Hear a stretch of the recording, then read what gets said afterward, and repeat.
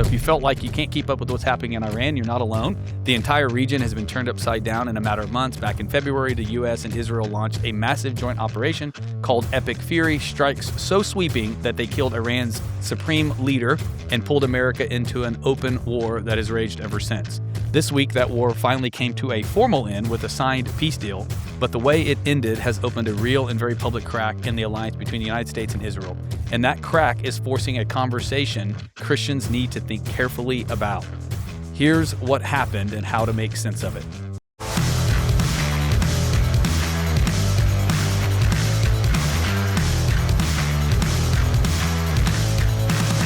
Hey everybody, welcome back to the Under God podcast. I'm excited to dive into our weekly culture review episode. I'm joined as always by our host, Pastor Stephen Martin, and today we're going to get into some headlines about what the New York Times thinks about fathers. We're going to try and unpack everything that's going on in Iran. We're going to talk about Dr. Fauci and British grooming gangs and all of the major headlines of the week as we dive in and help you get a biblical perspective on the things that are going on in our world. Before we get to any of that, Pastor Stephen, how are you doing this morning? You know, I am actually doing really, really good. You know, our listeners and those who watch on one of our channels, you might notice that our other two hosts are not here, Pastor Nathan Brown and Pastor Rob McCoy. They are actually on vacation. You know, they're at a beach somewhere while we're holding it down here at the Under God podcast. They don't care. They're not committed. They do They're care. Not dedicated. They're incredible. Oh, sorry. Yeah. They're incredible. We're just very, no, very they're big, wonderful. Very They're big on taking wonderful rests, but don't people. worry. They're going to be back with us in the coming weeks. But, you know, Pastor Daniel, I'm looking at these headlines and,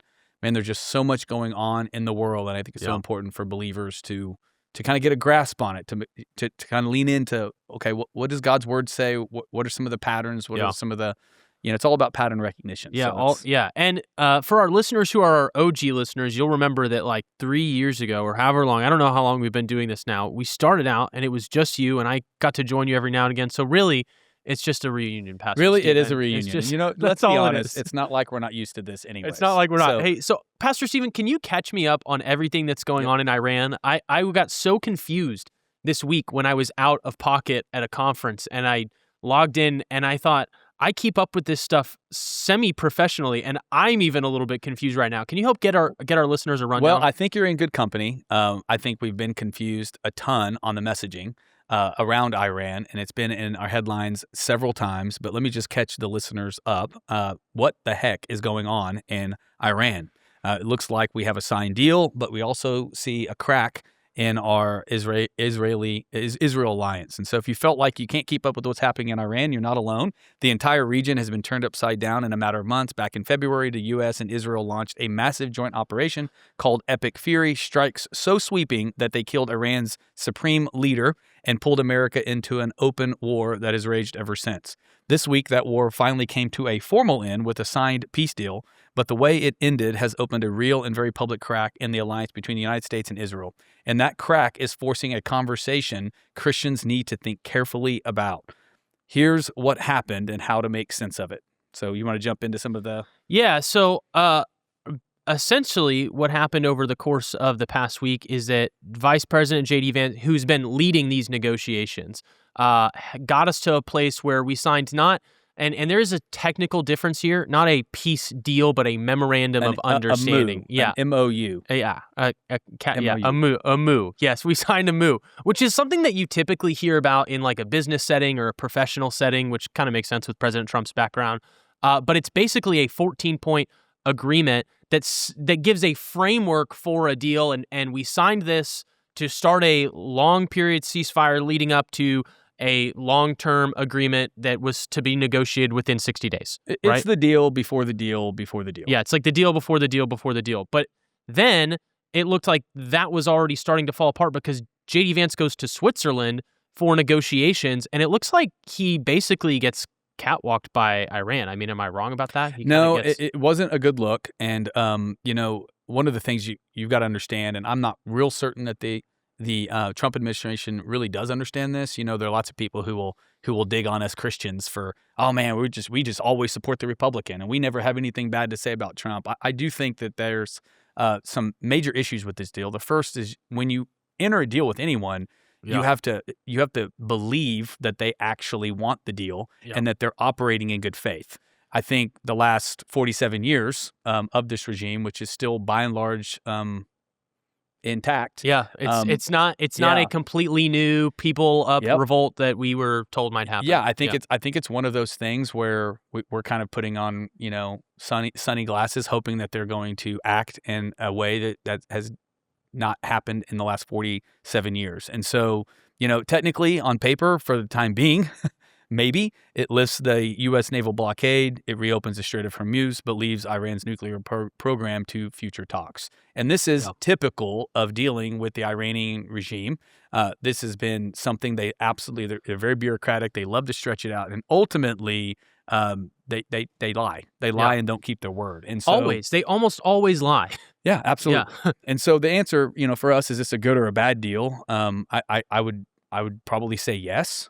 To both. Yeah. I think we do need to have peace in our sights. I think assuming that the Iranian regime, not the people, they're the ones under subjugation, to think that they're acting in good faith, I think is a massive issue. I do believe it gives up a lot of our leverage. I mean, Trump's pulling back the naval blockade, and listen, he has some very real concerns with midterm elections, with an active conflict. He's thinking politically. That's fine. I do think though that he made a promise to deal with this once and for all, and I think kicking the can down the road is just going to be the same problem for another president in the 47 years of history. Yeah. So here was the interesting thing about President Vance that I really wanted to get your thoughts on, Pastor, which is JD basically has this message that he puts out to Israel in the middle of all of this, who has been a great ally of us. They've been literally flying bombers side by side with us throughout the course of the war. And there were some diplomats from Bibi's cabinet who were criticizing, President Trump and some of these other things. And there is room for disagreement between allies, especially in a situation like this one. That's pretty normal. They critiqued President Trump, and then President Vance critiqued them, which normally I would just say, okay, there's a level of that which is normal, but he kind of comes out and he actually says, hey, we're the only ones who like you, which sort of seemed to lean in. Maybe I'm reading too much into it, but it seemed to lean into some of the, not just, hey, we're allies and you guys need to keep in line because we're on the same team, and you going out and doing that publicly is a bad thing. It seemed to lean into some of the borderline Tucker-ish, alt-right category. Yeah. Did you take it that way? Yeah, I do. I think that you have two groups of people around President Trump. I think you have America first, understanding that we still have allies and we have to do what we say. Yeah. But you also have this group of America only. They would say they're America first, but they're really not. Yeah. They essentially throw out history. They throw out anything that came before, and they're hyper-focused on the minute details here and now. They certainly lend themselves to the anti-Semitism camp. Yeah. That there's certainly some of that. I think President Trump is hearing a lot of that. I think he's seeing a lot of the demonstrations. He's been a part of this process really since his second term started. And so, I think he's frustrated. I think it's misplaced. I think he's looking at the Israelis as the aggressor. And I think it's very important for believers to remember that it was Iran who backed Hamas, which October 7th, that's less than Hamas 3 years and ago. Hezbollah and all of these people who are still trying to cause problems. Yeah, 1,200, men, women, and children brutally massacred on October 7th. And for our listeners, we need to remember that feels like 50 years ago. It wasn't. It was less than 3 years ago. Yeah. And so all of this is still a response to what Iran has been doing for the last 47 years. And so, my frustration in this is we tend to, in this scenario, and you have lots of right-wing podcasters, many of who I respect on certain issues and I don't really listen to on others, they are framing Israel as a U.S. protectorate, to which case I would say nothing could be further from the truth. Here's what everyone needs to understand. They are a sovereign nation. They have a military, they have a set of objectives that it really doesn't matter what their allies say when they're getting shelled from Hezbollah in the north to the northern part of their country, which by and large has been depopulated because of these attacks for the last 2.5 plus years. Yeah. And so I think we just need to step back and we need to just consider the standard that we're holding Israel to. First of all, we're certainly not holding Iran to it because they haven't kept any of their promises. Kept their word at any There are point. reports that they're still charging tolls through the Hormuz. They're still firing rockets. They're still doing everything that they've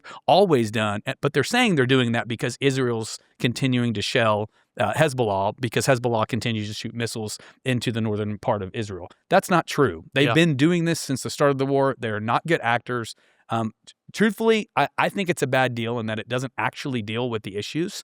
The only thing that a bully understands is a punch to the mouth. Yeah. And we've been I'm not suggesting we do a ground invasion, but I am suggesting that we continue to use our economic leverage with the Strait. But here's the deal. There's political calculations here too with President Trump. I think where it falls into the anti-Semitism camp is when you start kind of looking, and this whole oppressed and oppressor thing. This is a Marxist lens that people are wanting you to use when looking at Iran, the little guy, the little poor guy, and Israel, the big bad lion. Yeah. The truth of the matter is we need to be morally clear on who the aggressor is and who the enemy is. Israel's not our enemy. And personally, I think this back and forth, I think this confusion in messaging has been part and parcel of this whole process. They were laser focused. No matter what the left-wing media said, they were laser focused in the beginning.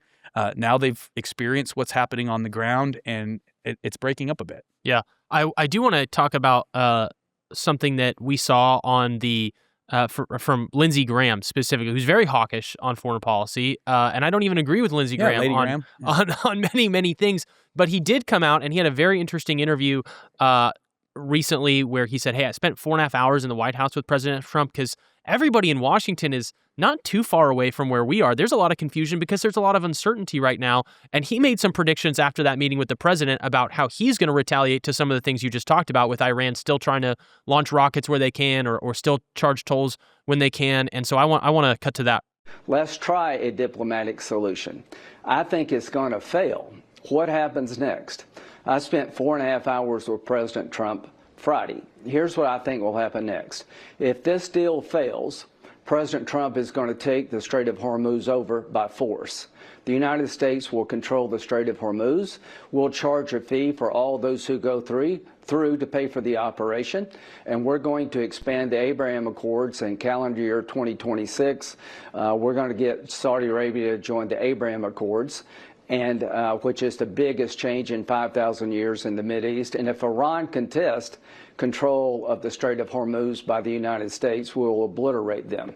So to all the people listening, if this diplomatic effort fails, President Trump is going to take the Strait of Hormuz. Yeah. We're going to run it. We're going to try to get Saudi Arabia to join the Abraham Accords to end the Arab-Israeli conflict in 2026. And if Iran continues to attack Israel and Lebanon, the new policy will be we'll hit Iran. So to the Iranians, if you're listening, when you use Hezbollah to attack Israel, I think the new policy will be we will attack Iran. Well, all things considered, I think that's actually a pretty good idea. Yeah. I mean, what do you think? Yeah, I do. And here's the thing, too. This is one of the things about President Trump. He deals with reality. I think he's frustrated at the political situation. I think he's frustrated at being strung along. I think he's trying his hardest to bring two people who are just ideologically incompatible together into an agreement. But at the end of the day, and this is just a track record from his first term, and it has been a track record in his second term, he's going to deal with reality. Yeah. I do think he sees things with moral clarity. I know that he's surrounded by people who do. And so this could all be just a pretense to say, you know what, listen, we've done everything we can possibly do. And now we don't have a choice. Yeah, which does draw, by the way, and as I think of this, I just think, you listen to guys like Tucker who are openly siding with Islam. And Tucker, by the way, came out earlier this week and he said, yeah, I'm done with the GOP, and so he's essentially he's a guy who used to be a registered Democrat, and now he's gone back full circle. He's like, I'm done with the GOP. He's embracing Islam whole cloth. And they're calling the United States and Israel the evil parties in this, siding with Iran. And you look at the reality, and every single thing that anyone could have been held to, hey, we want you to try everything that's possible to make peace with these people. We've done everything. I don't think that you can live in reality and believe what a lot of these, doomer podcasters are saying at this point, especially guys like Tucker and Candace. And you trace all of that back, by the way, to the same ideology that we trace so much of the pain and suffering in foreign affairs back to, which is radical Islam, or just Islam in general. Yeah. No, absolutely. And I think two guys like Tucker, and he's not the only one. There are lots of people who kind of defected. They were lifelong Democrats, meaning that they were part of the elite. Donald Trump has a populist message. He alone Yeah. defines what MAGA is. They come over in kind of this marriage of convenience, but they don't actually change their thinking. Yeah. We have a location right outside of Austin, Yeah. in Liberty Hill. It's a great location. But one of the things that I'm always challenging Pastor Nate, who's on our podcast, to constantly do is you've got to remind all of these refugees coming from California, where the leftism has completely destroyed their state. They come into Texas for a reprieve, and they begin to build here. They begin to put roots down here, but they don't actually change how they think. And so this is what leads to, cities in the middle of Texas like Austin, which are really just a swamp. And this is why podcasts like this are so important. Yeah. You have to think biblically about what matters. And the truth is, we have lots of people on our side that have an R on their name and may say that they're America First or may say that they're conservative, but they haven't actually changed how they think. Yeah, they haven't changed. And by the way, that's the way that the Bible says that God transforms us. It says that he transforms us by changing the way that we think. That's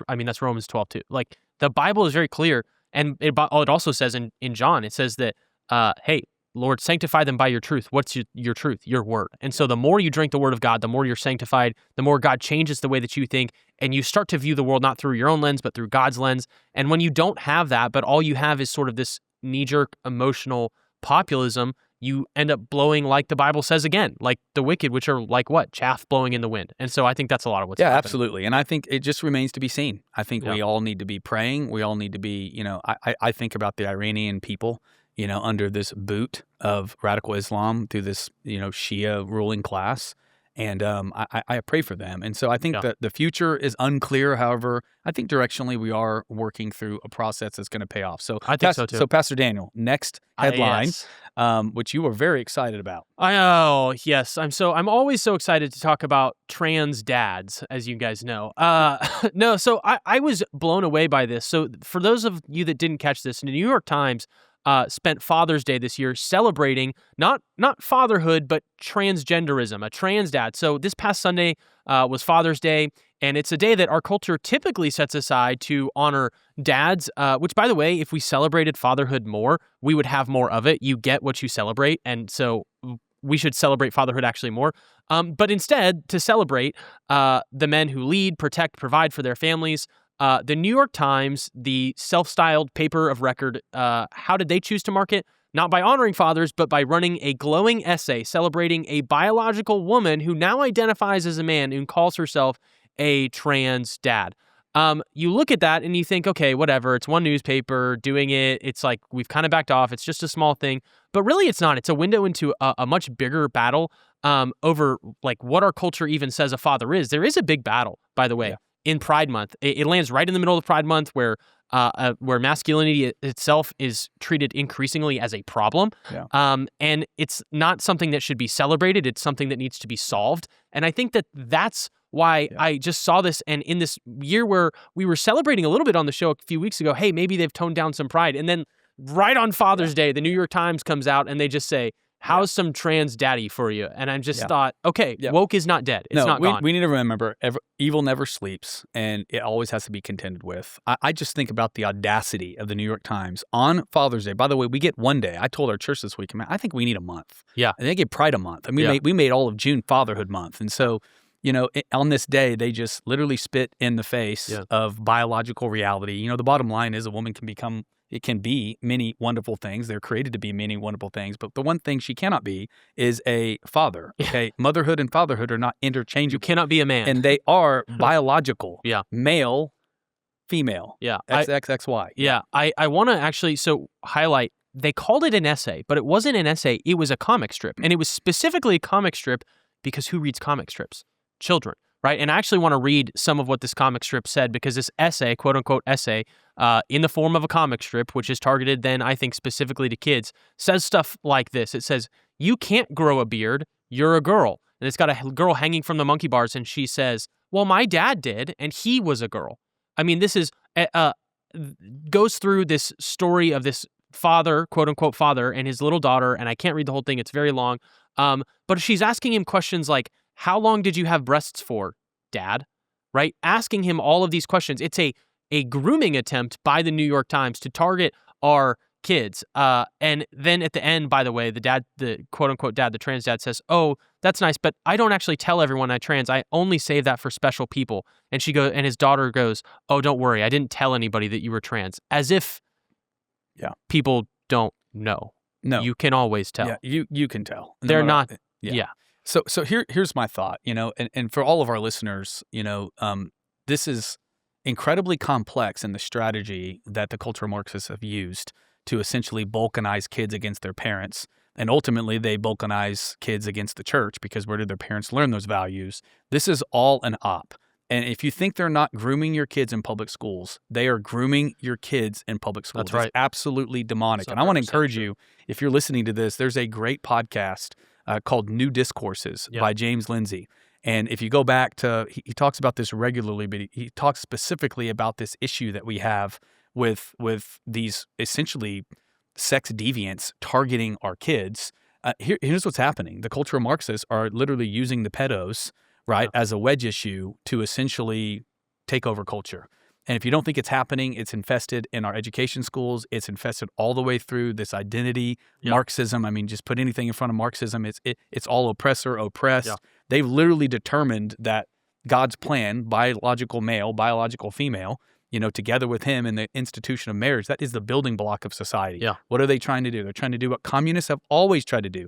From Mao, right? Mao had his. I think it's the Red Guard. Everything red, good. He broke up China. In the 70s to essentially 10 categories. 5 are red and those are good, and 5 are black and those are bad. And they did the same thing with Hitler Youth. By the way, if you think that communism and fascism, listen, they're both ideologically incompatible with our Constitution and our form of government, but they're always totalitarian in nature. And so you have the communists on one side. Their only other option is if you're not a communist, you're a fascist. Yeah. Then you have the fascists on the other side. Well, the only option is if you're not a fascist, you're a communist. That's not true. We say it here regularly. Yes. We are a Christian constitutionalist. Yes. Okay. Listen, both of these ideologies focus on the community building their own values apart from God. When the reality is you are made in the image of God, the imago Dei. You are priceless and you are fine the way you are biologically. Now, there's lots of variance in that. There's lots of personality. I always say, listen, there are 2 sexes, male and female, an infinite number of personalities, and there's no such thing as gender. Listen, it is a communist, Marxist, made-up term. There is only reality. Yes. And it's from that reality that we can understand how God's made us to operate. And so parents particularly need to see, and I love that you pointed that out. It's an essay. It's in the New York Times. By the way, the New York Times, for those of you listening, that's a former newspaper. They're no longer a newspaper. They are literally the propagandist arm for the left, full stop. And so you need to be able to make sure that you're in church, you're reading the Word of God, you're getting God's mind on reality, or you're going to be sucked into these movements. Again, I just think of the audacity of them on the one day a year we celebrate fathers to pull this nonsense. But then I look and I go, there is nothing sacred, there is nothing holy. They don't believe in God. They see themselves as God, recreating some utopia. Yeah. So, I couldn't agree more. Which, by the way, utopia means nowhere. It's because it doesn't exist. It doesn't exist. It was a joke. It was a joke, in an essay that kind of got taken up by these lunatics. Yeah, I couldn't agree more, Pastor Stephen. And, I was thinking about this the other day, a little bit different, but the same concepts that you're getting at. How many Disney movies is the premise basically, my parents are stupid and I hate them, right? I mean, I need to leave home and go do all of these things that my parents, who have been holding me down and oppressing me and telling me all these things that I shouldn't be doing. How many of our movies that are just this sort of the content that our kids are watching have this subliminal messaging of, by the way, the oppressor in your life actually is your parents, except that when they drop it over a non-God ordained family unit, trans parents or gay parents or any of these things, they never question any of those things. The messaging behind those is always everything is perfect and wholesome and great, right? And this little girl is just like, oh, Daddy, I love that you used to have breasts. I mean, that's the treatment that gets. There's no questioning. And by the way, the moment you start to question something like that, you're called hateful, you're called a bigot, you're tried to run out of polite society. When we start questioning, hey, maybe 3 dudes in a throuple together shouldn't be allowed to adopt babies, then they tell you that you're evil and wicked and all of these things. And who does this hurt? This hurts women and children. Yeah, listen, as a child, there are children are very rigid. We have children when they're younger and they're developing. they're very rigid. I mean, they literally the first distinction that they learn is adult and child. Yeah. The next is male and female, mom and dad. and so they're trying to literally confuse your children so they can balkanize them against you so that they can join the revolution. Remember, with communists, with Marxists, with all of these different movements, listen, it is always about the revolution. They will use anything, even your family, to destroy everything in society. And so this is something that I believe Christians really need to wake up to. I know we're talking about this in an upcoming course that we're doing on secular ideologies, but you need to understand, evil doesn't sleep. I mean, literally, they wake up and literally their own literature says the job's never done. There's never a culmination where it's good enough. And so you see this. They literally have no vision that they're putting forward. And when you ask them about it, they can't describe it. They say, well, when everything's destroyed, we're going to figure it out. Okay, but they have lots of critiques. They love to tear down, but they don't build. You know, something Charlie Kirk said, and he helped me a lot. He just said, listen, there are two kinds of people in the world. There are builders and there are destroyers. Okay, these people are destroyers and they need to be treated as such. Yeah, 100% agree. Pastor, I want to talk about this next story, which I can't believe it hasn't gotten wall-to-wall covered. Actually, I can believe that because I know who runs our media institutions. But I want to talk about the Fauci Files. Can you help catch us up? Absolutely. So Tulsi Gabbard, she's the outgoing DNI, that's the director of national intelligence. She, on her way out, dropped even more declassified information about Fauci and particularly his funding of Wuhan and the COVID virus. For 5 years, anyone who suggested COVID came from a lab in Wuhan was branded a conspiracy theorist, censored, and mocked. We were all a part of that. This week, that narrative took another major hit in one of her final acts as director of national intelligence. Tulsi Gabbard declassified and released a trove of documents she says proves Dr. Anthony Fauci not only funded the very research that may have sparked the pandemic, but lied about it to Congress under oath. This is about far more than one man. It's about whether the people we trusted with the truth during the most destructive event of our lifetime were actually telling us the truth. Which they were. Spoiler alert, Dr. Fauci was lying, which a lot of us were saying at the time. I remember when Rand Paul, probably the best thing Rand Paul has done in the past 10 years, was his grilling of Anthony Fauci in front of As a physician, by the way, it's Dr. Rand Paul. Yeah, Dr. Rand Paul in front of the Senate. And I just remember thinking, holy crap, this guy's lying to us. And then you started to see sort of things would come out and people did bombshell reporting. They were able to get bits and pieces of information of, oh, hey, Dr. Fauci said that we weren't funding gain-of-function research in anywhere abroad. Oh, well, we were funding it abroad, but not in China. Oh, well, we were funding it in China, but not in Wuhan. Oh, well, we were funding it in Wuhan, but it didn't create the virus. And there were all of these sorts of bits and pieces that we got, and it looks like all of the documents that she's releasing, she's basically saying, but we have to say alleged just because a court of law hasn't proved it, but essentially full evidence that not only was Fauci hands-off funding the gain-of-function research going on in Wuhan that led to the outbreak of COVID almost undeniably, but he was directly involved in the research itself. So he was personally in communication and giving direction to the people who were on the ground. Yeah, and I think this story is so important because a lot of people are just like, I just don't even want to think about COVID. I just don't even want to hear Fauci's name. But the truth of the matter is you have to go back if we're ever going to rebuild trust in institutions, and you have to hold people accountable to the wickedness that they did. Yeah. There's lots of people spiraling off into this attitude that they can't trust anybody. Wait a minute. That's not necessarily true, but you should ask questions. You should be able to challenge things that are just obviously not true or don't match up to reality. And I think we need to be able to do that. And I say this all the time. My wife's a physician. Even when COVID was happening and all of this, she got some preliminary reports where she's looking at the structure of this thing. And within 3 or 4 weeks after, everything's locked down, she's like, this is not something that would have happened in nature. Yeah. This was absolutely engineered. And then they're like, well, you got a mask and 6 feet. And she's a physician. And you don't even have to be a physician. You just have to be somebody who's ever had to comply with OSHA guidelines to know that, wait a minute, you have a mask that has holes in it that are bigger than the size of the virus. These masks are not going to help. And so, again, all of this was just a control. And here's the thing. It was driven by the left. Anthony Fauci is like the high priest of the left. Yeah. And I'm telling you, they literally made him. the little shrines and idols to him. That's and crazy. were selling it online. It was very popular. By the way, they had Anthony Fauci candles and stuff. And when stuff. you're thinking about, the second commandment, no idols, and you're thinking to yourself, oh, we're just too modern for that primitive stuff. That's exactly what people did. There are people still that do not have the flu, are not immunocompromised for some cancer or disease, but are still proudly wearing their N95 or their cloth mask on planes. When you go to the airport and you see people in the masks, I was just on an it's airplane. mostly what airports you go to. There's not a ton of that happening in Dallas-Fort Worth, but you get up into the East Coast and the West Coast in Chicago, and they're still wearing it. What are they saying? They're virtue signaling that they're better than you. It has nothing to do with science. Again, there's a difference between science, which is the scientific method. By the way, in the scientific method, nothing can be proven beyond a shadow of a doubt. It can only be disproven. That's the nature of a hypothesis and a theory. You test reality against it. There's a difference between science, right, which God is all science, omniscient, right? He wants us to discover things about the world, right? And there's many things we've discovered that have massively protected us. I just think about bacteria, and I think about the invent of penicillin and all the great things. Okay, but that was all done through trial and error, through rational means dealing with reality. Scientism is just this cult. It's just this, shut up, do what we say, we're the experts, you're not. And in which case, I would say to every person listening to this, for far too long, even believers, we've put way too much trust into the experts.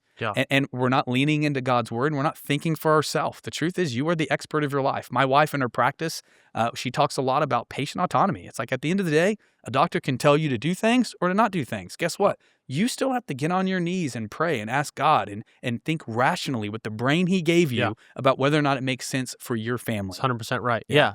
I mean, we've all gotten bad advice from doctors. Well, they're people. Yeah, they're people. It happens. I remember what you had just said made me think about, do you remember that clip of Dr. Fauci after Rand Paul grilled him, and he goes on, I forget whose show he was on, and he basically conflates questioning him with questioning science as a whole. And he goes into this whole interview. I am the science. I am the science. And he goes, they're questioning this. They're questioning me.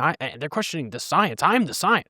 And I just remember thinking, you're retarded. I was like, that's the dumbest thing I've ever heard. You're the science? Science is, one, a method by which we can pursue and study. Yeah, it's not a person. I was like, you're an idiot. It's like, I remember being just enraged by that particular clip. But there was, it's such a religion to the people, especially at the time. This was the peak of the woke religion. The peak of the woke religion shifts as the culture shifts a little bit. But at the time, I mean, he was like Lord Fauci, and he was the high priest of their religion. Unfortunately, what Joe Biden did on his way out of office, plus the statute of limitations, means that there's not going to be any accountability of Dr. Fauci through the court system. But I wish that there would be more coverage of it in the media, because this is a thing that destroyed the lives of millions of people. Countless businesses will never come back. Countless people did lose their families. Countless people lost their entire way of life for years. The kids were out of the classroom, which actually ended up being a positive. Oh, you know how many? We started to see what they were actually doing. Yeah, we started on Zoom, and we started going, hey, let's get our kids out. Yeah, we have our school partly because of stuff like that. Yeah, and then the final thing I'll say on all of the Dr. Fauci stuff is that it shows us that when the right people are in power, when somebody like Tulsi Gabbard is in power, we actually can make a difference if we choose to do so. And it pushes back to me, what this pushed back onto me was all the people who kind of are in that doomerism mindset that we were talking about a little bit before, where they say, hey, we can't make a difference. I think this makes a massive difference. It gives us the ability to not just rest on our suspicions, but rest on a mountain of evidence when we say all of the things that we know are true. And so for those of the people who are thinking, oh, I should abandon the Republican Party, think about how much more good is being done right now than the GOP from like 2003. Yeah, well, I also say that's communist thinking. Yeah. Communist Marx was absolutely against, and everybody who's followed in his stead, absolutely against incremental change. Yeah. They're all about the revolution. Just burn it all down, destroy everything. And the Bible simply doesn't teach that. Yeah. I mean, our whole lives are incremental change. I mean, you give your life to Christ, the Bible says you're born again. Well, you're a baby. And so what do? Incrementally, you get stronger and stronger in your faith, and you mature. That is literally the process this side of heaven, right? That's the process that we make it better. And so to all those people who are just, you can't be frustrated with the left and then go and use their tactics. Yeah. And there's lots of people fighting for that. Now, I think you should fight fire with fire. I think we need to be bolder. I think we need to, when we're in power, we need to leverage it. We need to nuke the filibuster because they're going to do it. We need 100%. To do some things practically that are good for good, but we don't want to get into the same mindset. We can get into this mindset where, let's just, we want to burn it down. To build what? I mean, this is the greatest country the world's ever seen. Yeah. I mean, we have Europeans coming here just blown away by our abundance and by our topography and all the great things that this nation has. The last thing we want to do is burn it all down. What are we going to leave our kids? And this is the thing about communists. They don't care about family, just like that New York Times issue. It's like they want to groom kids, balkanize them against their parents for revolution. They want to disrupt the building blocks of society. Yeah. We cannot succumb to that same mindset. We have to be builders. And here's what I know about building. You start in one step, you do another step, you do another step. Oh, I didn't like that. You take that down, you rebuild on top of that. We don't want to just eliminate the foundation. What does Scripture say? If the foundations are destroyed, what do the people do? Yeah, that's right. Yeah. Well, Pastor, speaking of grooming, shall we talk about the UK? Yes, you get into this one. This is infuriating. The UK, the rape gang. I mean, it's just, as the reports are coming out, it's unbearable. Yeah. It's quite frankly, I'll let you read this one. Man. It's quite frankly unimaginable, but I think we have to talk about it. So this is the rape gang inquiry, which was dropped by Rupert Lowe just less than a week ago now. And it's a report that they dropped in full. It's an over 200-page report. And I'll just start by saying what I'm about to share is hard to hear. But it is one of the most important stories in the world right now. And it infuriates me that it's not wall-to-wall coverage on this story on every media channel in the West. So a new independent inquiry in the United Kingdom done by Rupert Lowe and his team has finally put a number to one of the darkest scandals in modern Western history, the industrial-scale rape and trafficking of British girls by organized grooming gangs. The number is one of the things that makes it almost impossible to take in, aside from the brutality of it all. More than 250,000 victims. So when they said at least, what they meant is this is a conservative estimate. So a conservative estimate, they know for certain at least 250,000 victims. And for decades, the authorities who were supposed to protect these children instead looked the other way, terrified of being called racist by their local governments or prosecuted. This week, the scandal helped topple a sitting prime minister. I believe. I think that this was part of it. This was at least part, even if he didn't want to admit it. I think that this is almost impossible to not be part of it. The question now, though, is whether anyone's actually going to be held accountable. Are there people who are going to go to jail? Are these grooming gangs going to get rounded up? Or are we going to see this all swept under the rug again? I don't know if the UK has the stomach to deal with this problem like it needs to. But one of the things that's interesting to note, not interesting, but is necessary to note about the report is the report explicitly states that just by identifying them by their names, 87 to 95% of the perpetrators were Pakistani Muslim men. So this is not just a grooming gang epidemic. It is a specifically Muslim problem. Yeah, it just is. There's no way to get around it. Well, you know our church, we just did an entire series taking really Islam to task on its brutal 1400-year history and attack against Christian nations. You think about Britain, really a beacon of Christianity. It really was. It's had issues. But as I've moved more communist, here's what's happened. Communists are all about destructions. What do Muslims want to do in Christian nations? Take over, right? And so they're really an alliance of convenience. We talk about the red-green alliance regularly here. And this is really an issue. First thing I want to say is this.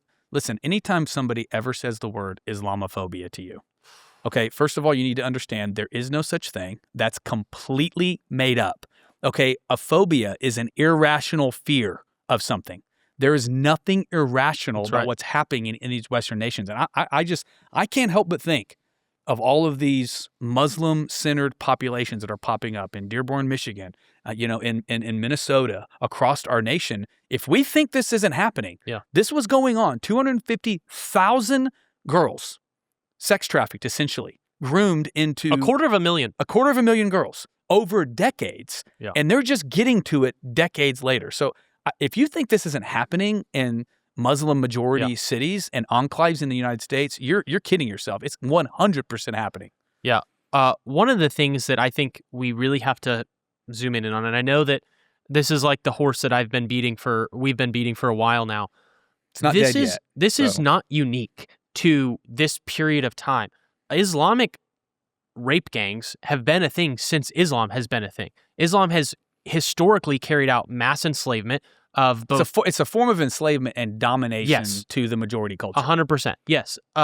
Everywhere that it has been. By the way, the Leering Centers, just so all of our listeners listen, this is important too. Yeah. Okay. The Leering Centers, the ability and the just complete pride of people coming in as immigrants and completely stealing from our government. Yeah. In the Muslim mind, they see that as jizya. They see that as something that they're absolutely entitled to, and they're going to get theirs because their whole goal is to conquer the communities that they're in. Yeah, there were entire Muslim civilizations over the course of its 1,400-year history where the most prized thing that could happen to these Muslim communities would be that they would take and enslave specifically white girls so that they could sex traffic them. This was a explicit goal of many Muslim nations over the course of their 1,400-year history. It's a trend, and that's exactly what happened again here in Britain. Is they specifically targeted the white girls so that they could take in sex traffic. And by the way, there are highlights in this report of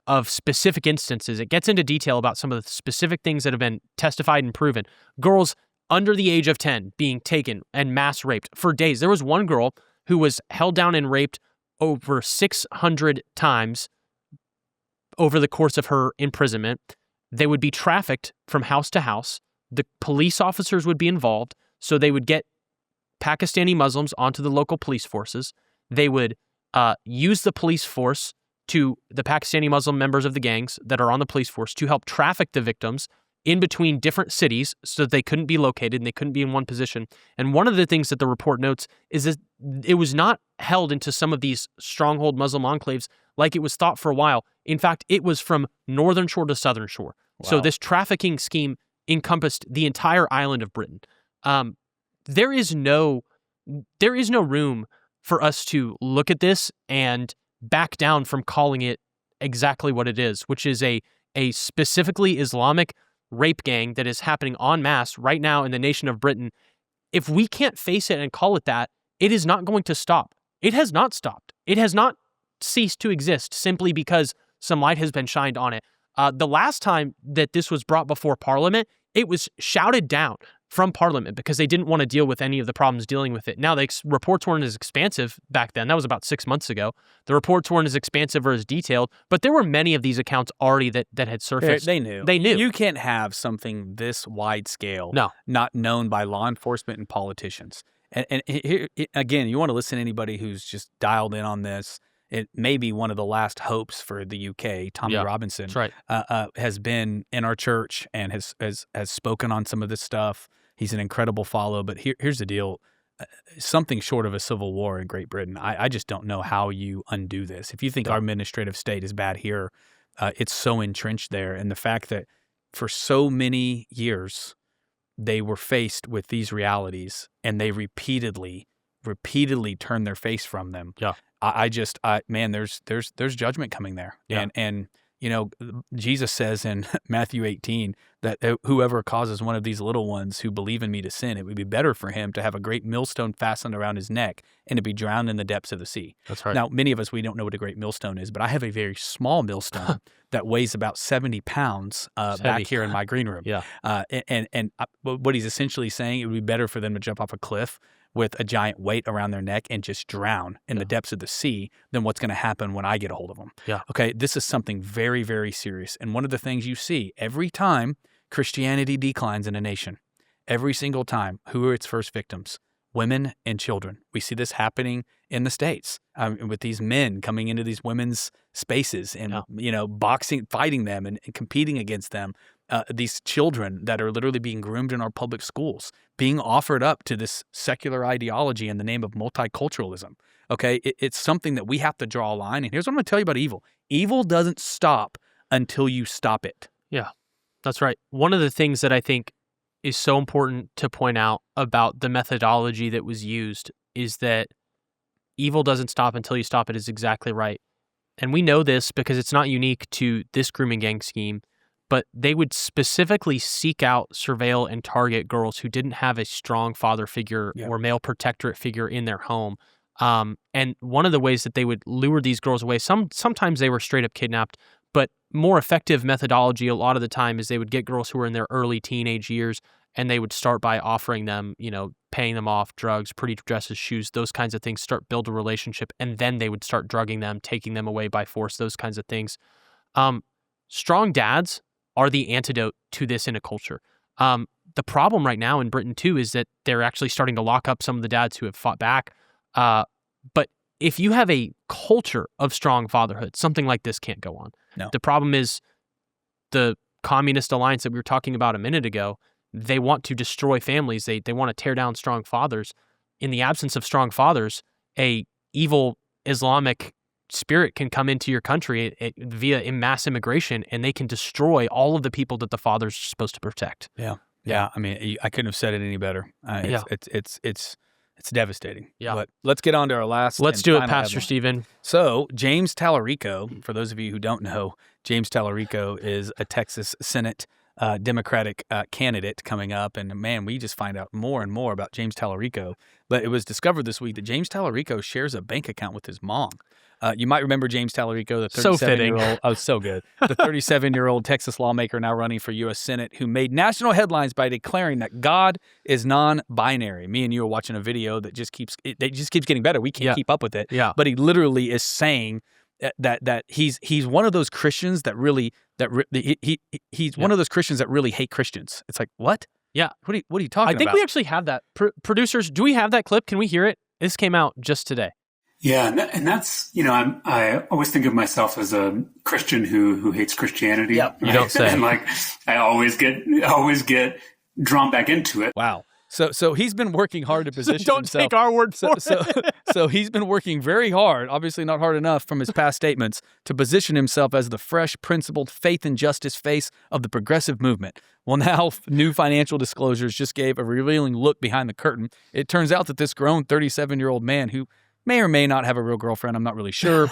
We know he eats lots of meat. He's asking voters to trust him with billions of dollars in public money. Still shares a single checking account with his mother. It's a small detail, but it says something a lot bigger about his manhood and maturity. Yeah, I think it's one of those things that I saw this and I just couldn't stop laughing because it's the picture perfect between the sort of keyboard warrior socialist ideas of no, we're going to enter into this utopia and but I still do need my mom It's to make infantilizing, man. It's just it's a maturity. It's like they want to take us back, anyways. His mom's also a frequent campaign donor, so obviously his biggest supporter. Yeah. And she did cover some of his moving expenses. When he was 32, she covered $1,400 and some change in moving expenses for her dear little boy. Yeah, I can't imagine. So here's the deal.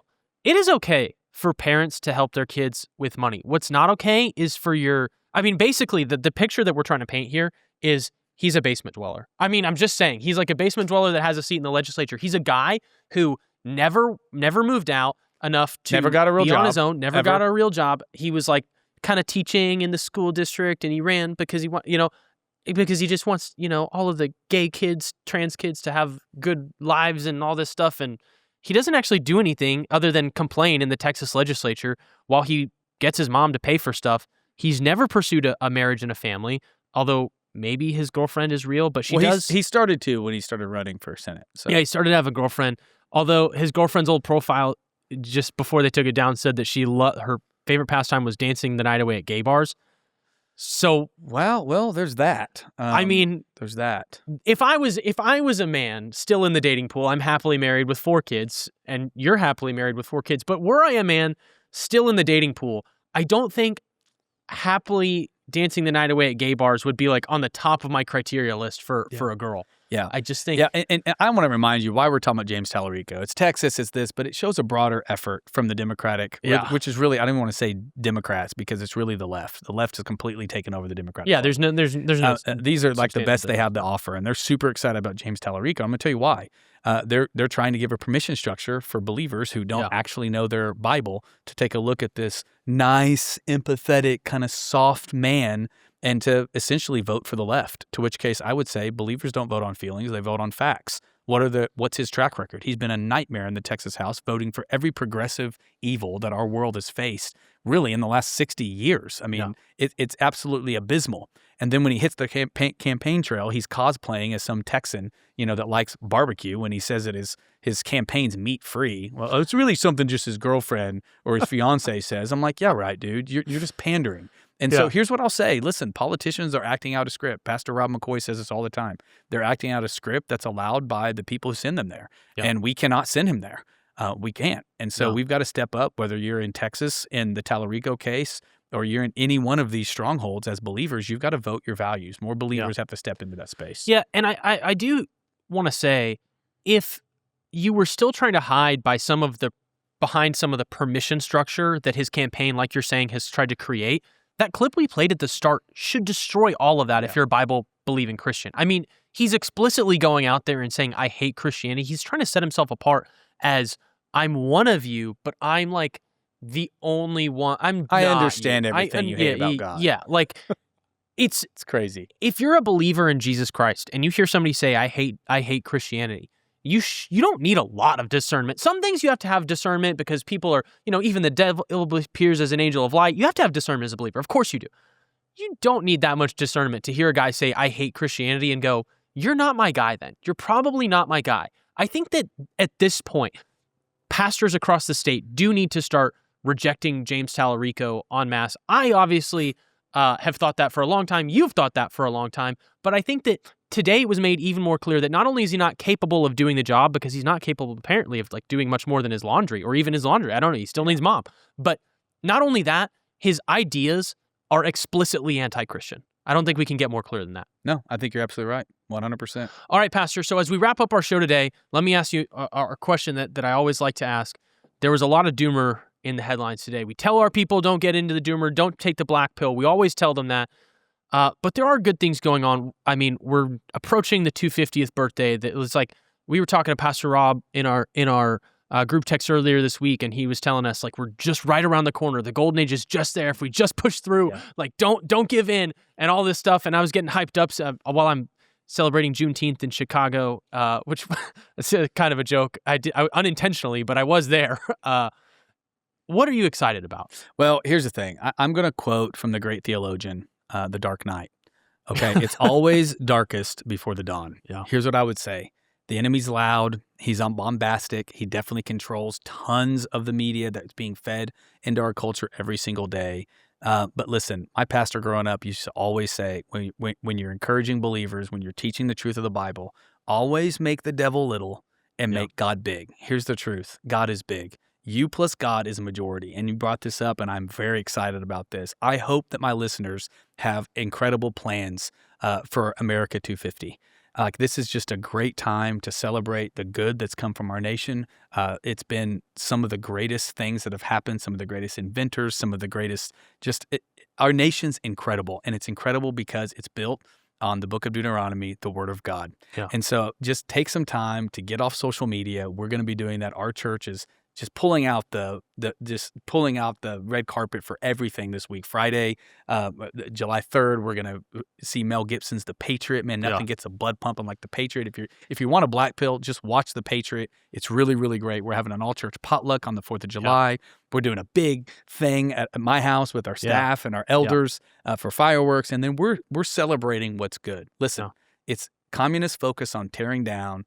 They always see the negative, but listen, if that's all you're ever focused on, that's what your life and your perspective is going to be full of. Yeah. But when you focus on what's right, here's what happens. God works out those rough edges and the things that need to be changed and fixed. Okay. But you get more of what you focus on. Focus on what God's doing. It'll change your life. Yeah. That's so good. Well, everybody, I couldn't say anything better than that. Thank you all so much for joining us for this week's Culture Review episode. We can't wait to be back with you on Monday. Until then, this is the Under God Podcast. Thank you for joining us today on the Under God Podcast. If this episode encouraged you, share it with a friend or family member. Your support helps us reach more people with God's Word. Be sure to subscribe on YouTube, Rumble, Spotify, Apple Podcasts, and at undergodpodcast.com so that you never miss an episode. Follow us on Instagram, Facebook, X, True Social, and TikTok for more content, behind-the-scenes moments, and faith-filled encouragement throughout the week. We want to hear from you. Leave a comment, join the conversation, and send us your questions. We will be answering them in upcoming Q&A episodes. Until next time, remember to think biblically about the things that matter most.